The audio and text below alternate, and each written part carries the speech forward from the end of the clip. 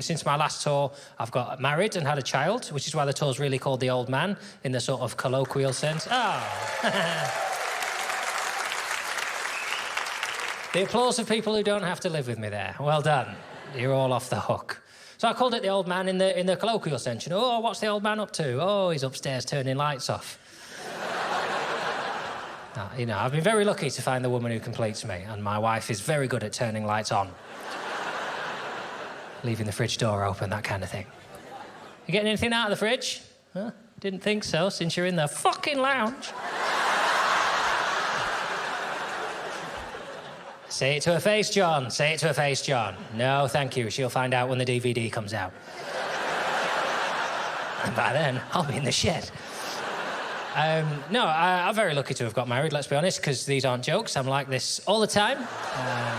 Can grate a bit, I'll level with you. And I have to thank TV advertisers, really, for teaching me about women, because I'd never had a long relationship, really. I didn't know what women like, but I would watch telly, and during the adverts I think, well, if this is how big companies appeal to women, having researched, these must be the things that women like. So I would use that information when we were courting. If it was a nice day, I'd say, oh, look, the sun's out. Would you like to go to the park and eat a yoghurt? I never knew how much you women like a yoghurt in the park. I eat mine at home, sometimes at the fridge door. I'll knock one down. I didn't realise I should be getting dressed up and taking the thing to the frigging park. Watch the adverts. Oh, well, she hasn't got a bag with her, so she's not out anyway, and that's a silver spoon. She's brought that from home. This is a planned yoghurt. So, you know, we had some lovely yoghurt days out. Some companies lie to you. You have to be careful. The rollerblades I got for her period, she's never used them.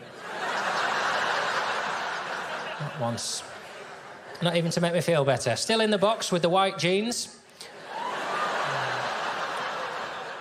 Unbelievable. Contacted Bodyform for a refund. They say it's not their responsibility. Acceptable. But she agreed to marry me. We had a lovely wedding day. People always say to you, oh, wedding day is one of the best days of your life. And you'll know if you're planning a wedding, it really is. And a reason the wedding day is one of the best days of your life is, for me, that's the day that, as a couple, you really stop planning a wedding. Don't get me wrong, I'm a fan of admin, but that pushed me to the very brink. It really did. I didn't know you had to plan everything. Why would I pick the flowers? I don't know about flowers, and I'll let you know a secret, I don't give a shit. I don't care. If my wife says to me, do you remember Mark and Becky's wedding? I don't say, remember it, there was chrysanthemum. I'll tell you what I remember about every wedding I've ever been to. What time the bar opened and how much a pint was. That is... Wedding's a party, innit? Get everyone you love in a room and get them drunk. It's that simple, you know. Who are these people keeping the bar shut till after dinner?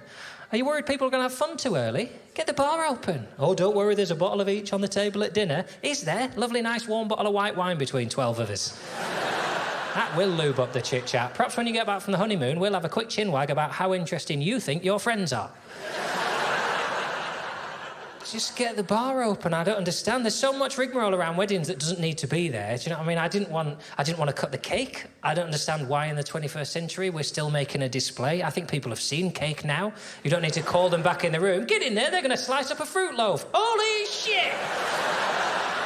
Don't forget your camera. Oh, yeah, better get a picture. No one's going to believe this. And then they slice the cake live. Just... slice the cake, hand it out. No one's going to eat the fucking thing anyway, let's be honest. I didn't want any dancing. I didn't want a first dance. I didn't want a dance floor. I didn't want any of that. I don't like dancing. I think it's for arrogant people who can't communicate verbally. Just stand still and enjoy the music. What's wrong with you people skipping around all over the place? You should be punished. You get put on telly in sequins. You should be masking tape to the floor. I'm going to put an album on now, and I want you to try and enjoy that cerebrally with the rest of us. Skipping around like a prick. They're the same people who sing along to music that's in their headphones. Those arseholes. Just, oh, sorry, was I too in the vibe? No, you're a prick. That's the main problem I'm having with you there. I didn't want any dancing, I don't like it, you know. I'll be honest with you, I can't think of a punishment worse than you getting everybody I love in a room, making them form a circle and making me dance in the middle of it. I wouldn't do that any day of my life, let alone the one day I've paid for all of these pricks to have dinner. What a curious thank you that is. That was a lovely meal. Now dance for your grandma. I'd rather they watched us consummate the wedding, I'm not going to lie to you. I'd have been happier tapping a champagne glass. Said, do you want to come upstairs? We're going to have the first shag now. Everybody up, come on, family occasion this, bring your cameras. Would have been quicker as well, I'll tell you that. 4 minutes that song was, 4 minutes. And I had to audition for that in my own house. She'd never seen me dance, my wife. We don't go dancing, you see, in the same way we don't go pole vaulting of a weekend. It's not an activity we share. So she just stopped the telly one afternoon and went, show me your dancing, so I know what we're working with. Middle of the afternoon, no music on. I had to start.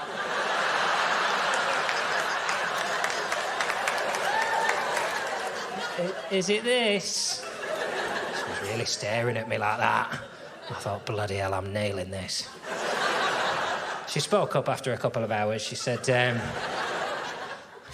why are your shoulders like that? I said, I'm not even thinking about my bloody shoulders. I said, why aren't you looking at this? I'm doing all of that, you know.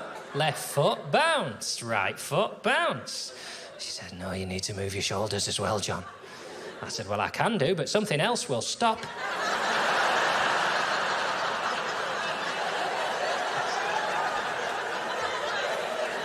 There's just a limit to how many body parts I can be thinking about at the same time. And she said, I know that, John. Still don't understand that one. So the agreement was that we would hold each other and sway like that. That was the agreement. And she whispered into my ear halfway through the dance. She said, and I'll never forget this, stop spinning, you're making me feel sick. I was going too fast, apparently, but that's her fault for not giving me an RPM, you know.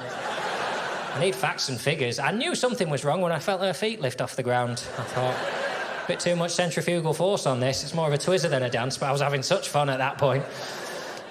So we had a lovely wedding day. And then you go into an odd phase. Once you're married, you sort of relax into the relationship. And I've always felt, up until that point, I've pretty much been single most of my life. And I've always felt that was the bravest thing. You know, to face life on your own with all the horrors is the bravest thing. And I've realised now it's actually braver to love people because you've still got all that crap going on in the world, but now you've got other people to care about and worry about and try and protect. And, you know, I love my wife, so I feel I've made a commitment to try and make her life perfect. I want every second of every day of her life to be perfect. Now, sometimes that means I've got to follow her around the house and tell her what she's doing wrong.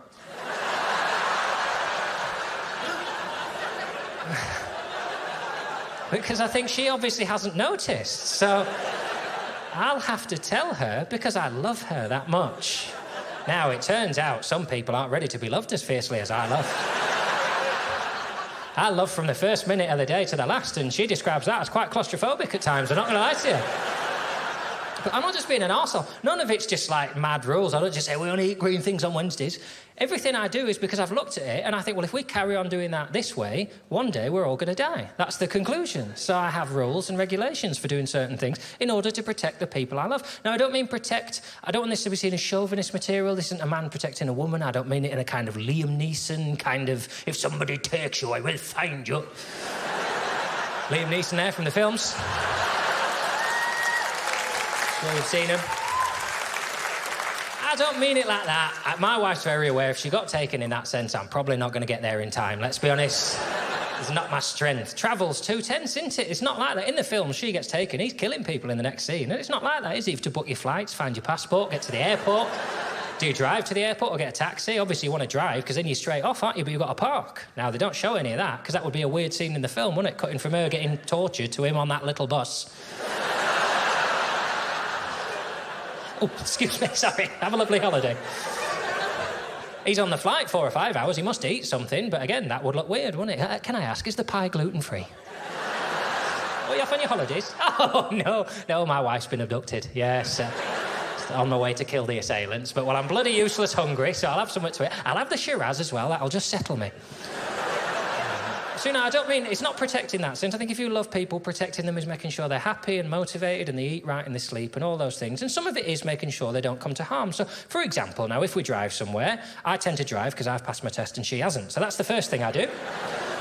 I've noticed over the years, we'll get somewhere, Morrison's if it's a special day, she'll wander off like that and she'll shut the door backhand as she's walking away from the car. Lovely technique, I'm not questioning that. Very sexy, Federer-esque. Do you know? Sometimes you're not even looking, just ding, like that, walking away from it. Lovely. Just enough weight. A lot of people who don't drive, I find they'll slam a car door, but she just puts enough on it. You know, sometimes I think, that's not going to... Oh, it has.